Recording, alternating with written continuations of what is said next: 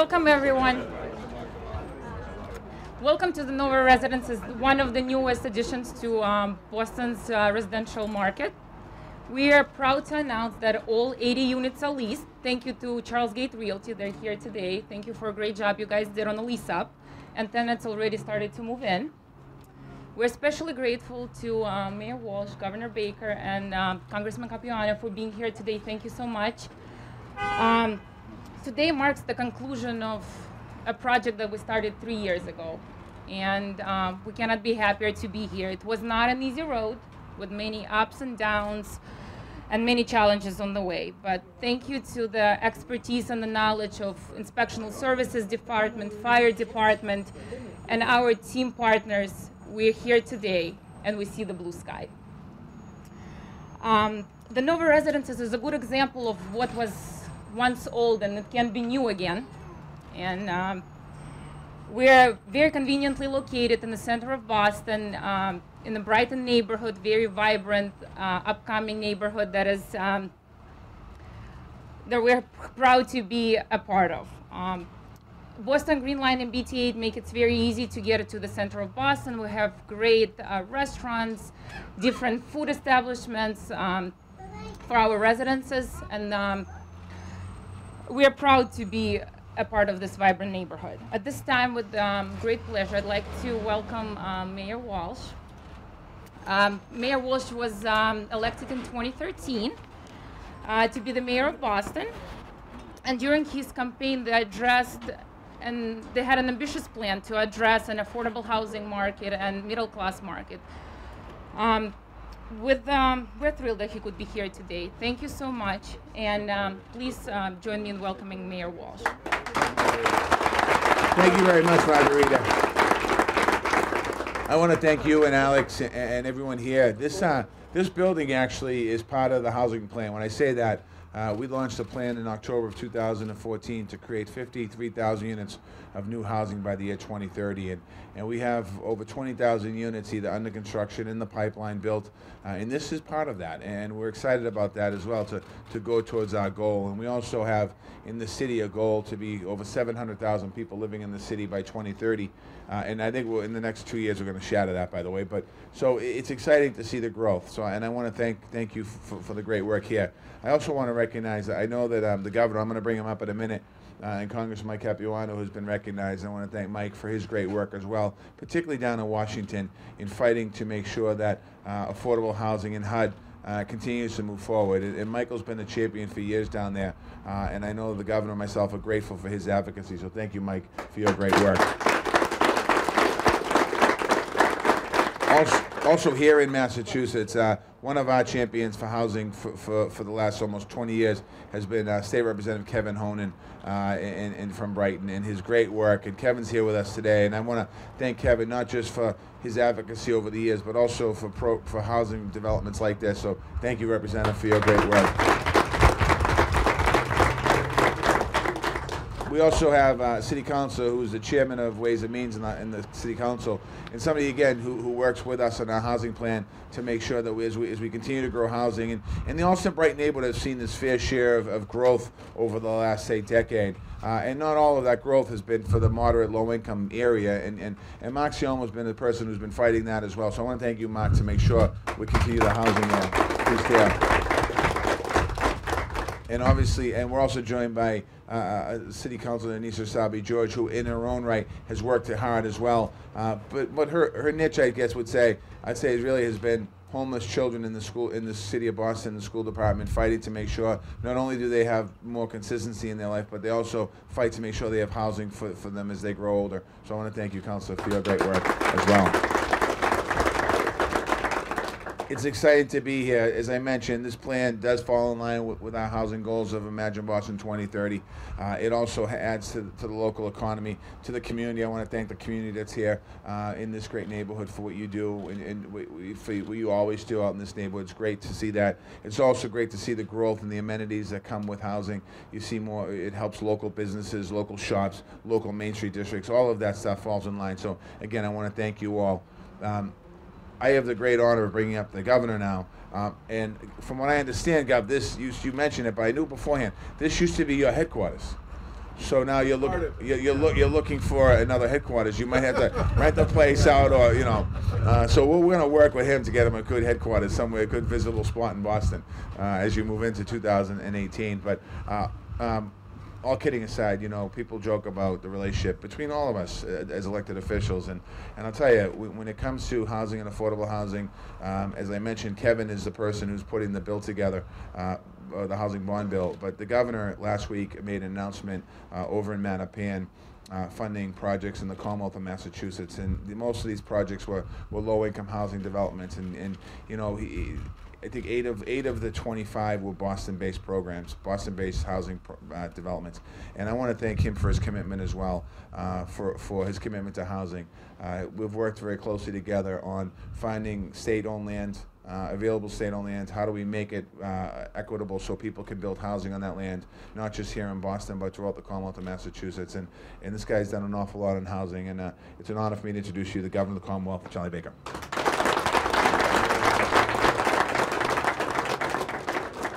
So this is, as the mayor pointed out, this for me is a little bit of deja vu all over again, to quote Yogi Berra. This was in fact the building that we had our campaign headquarters in 2014.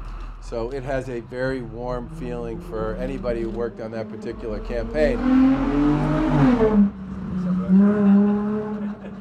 Where's the BPD when you need them? That's all right. That's him, yeah.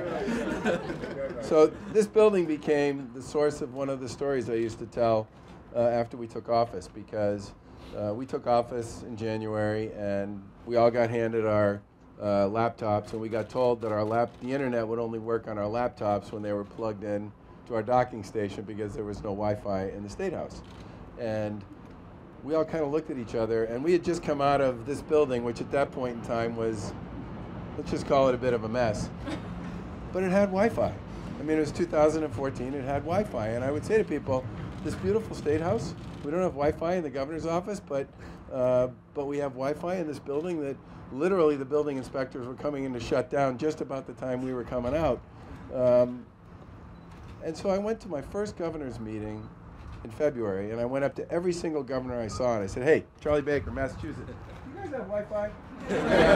Every single one, and they all had Wi-Fi, and they all kind of looked at me a little quizzically about it. And one governor in particular, with a nice southern drawl, said, well, yeah, sure, of course we got Wi-Fi. You don't? And I said, actually, no, we don't. And he said, well, how can that be? And so I gave him the answer I got, which was, it's very complicated. Security, divide by 4, carry the 3. It was a big, long answer. And he sat there and he listened to me for a while, and at the end of it, he just looked at me and he said, isn't MIT right down the street from you? State House has Wi-Fi, by the way, so do the registries and a whole bunch of other places now. But the nice part about this, and the mayor talked a little bit about it, we cannot succeed as a Commonwealth in developing housing, workforce housing, affordable housing, period, in communities around the Commonwealth without the support and commitment and engagement and creativity and imagination of our colleagues in local government, our colleagues in the legislature, and the folks in Washington. And Massachusetts benefits from the fact that we have very active players in all of those areas. The mayor talked about the significance of his plan to create more workforce and affordable housing in Boston and more housing generally. And yes, the city did get 8 of those 25 projects that we announced a couple weeks ago. What he didn't say is part of the reason for that is because the city of Boston put a lot of its own money on the table to make those projects work. And I think one of the things we should always remember here is most of the time, workforce and affordable housing has funding coming through a lot of different streams. It's got money coming from the federal government, which folks like Congressman Capuano work enormously hard on. It's got money coming through state bond authorizations and tax credit programs and other initiatives like that, which folks like Representative Honan, who chairs the Housing Committee, are hugely important to. But they also require communities to find a way to step up and become part of the play with respect to how you actually get it done. And the mayor's goals are ambitious, but I absolutely believe that if he and his team continue to work with us and with others, they will be achievable over the course of the next few years. And this project here, which took an office complex and turned it into housing, is exactly the sort of thing I think you're going to see happen a lot more in communities around Massachusetts as folks look for ways to make it possible for more housing to get developed along transit lines, which obviously we have here. As more housing gets developed in places where we have restaurants and other residential programming, and a supermarket that's right over there, and a really great diner down at the end of the street, a terrific pizza place down here. I could go on for a long time about what's in this neighborhood, a hospital right over there.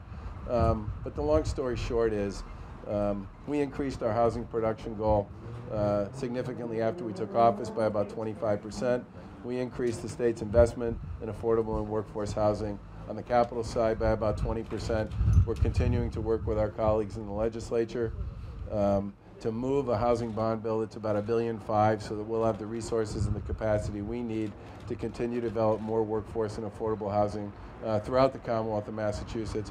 But it really helps when you have great partners like the folks to my right here at the city level, the state level, and in the legislature, because this really is a team sport. And I'm very grateful to be here to see the transformation of this building. Let's just call it a little bit on the edge when we left to what it is today. Congratulations and thank you. Thank you.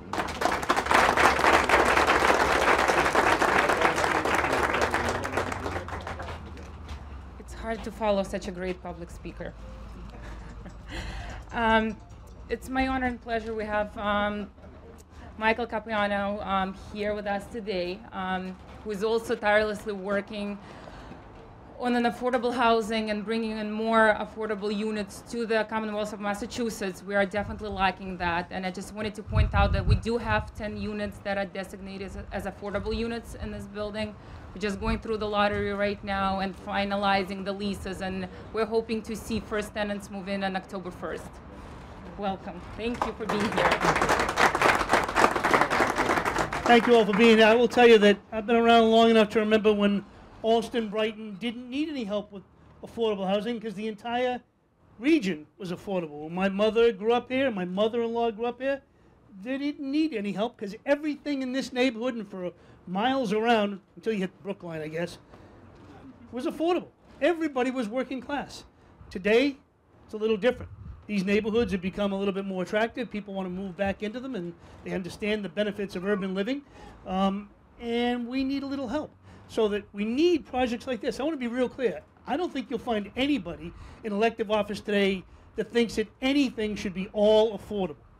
We all firmly believe that poor people shouldn't live over here and wealthy people over there. We all believe that places like Walsh and Brighton needs a mix.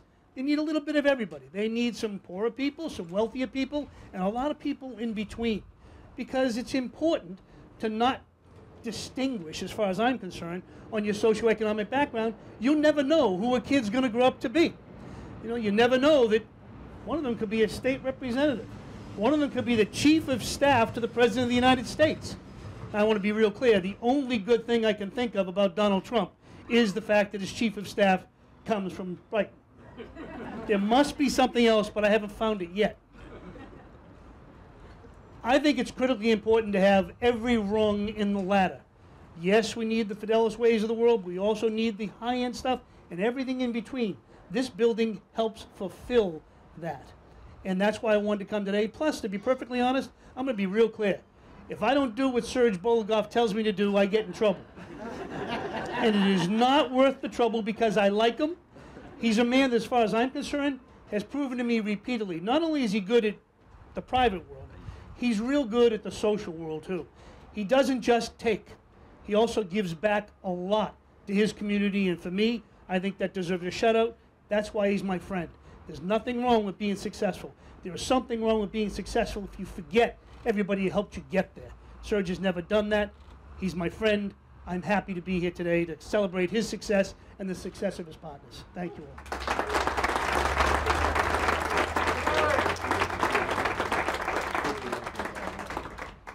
It's great to see all of you here today with us and celebrate this great moment with us today.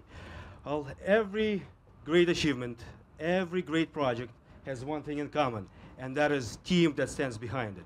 And I'm proud today to introduce you the team that stands behind 1505 Commonwealth Avenue.